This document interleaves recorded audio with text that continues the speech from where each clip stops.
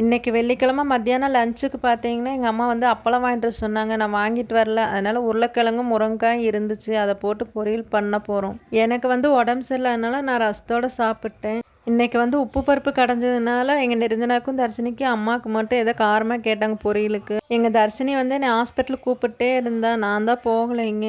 மெடிக்கல்லையே மாத்திரையும் வாங்கி போட்டுங்க. இப்போ நல்லா இருக்கிறதுனால வந்து நான் ஹாஸ்பிட்டலுக்கு போகலை. உருளைக்கிழங்கு பொரியலுக்கு வந்து கடுகு போட்டு வெங்காயத்தை போட்டு வதக்கிட்டு அதுக்கப்புறமா வந்து உருளைக்கிழங்கையும் முருங்கைக்காயும் போட்டுட்டு மிளகாத்தூள், கரம் மசாலா, மட்டன் மசாலா, உப்பு எல்லாம் போட்டு வதக்குனதுக்கப்புறம் கொஞ்சம் வேக விடணுங்க. தண்ணி ஊற்றி அடுப்பு கம்மியாக வச்சு வேக விட்டுக்கலாங்க.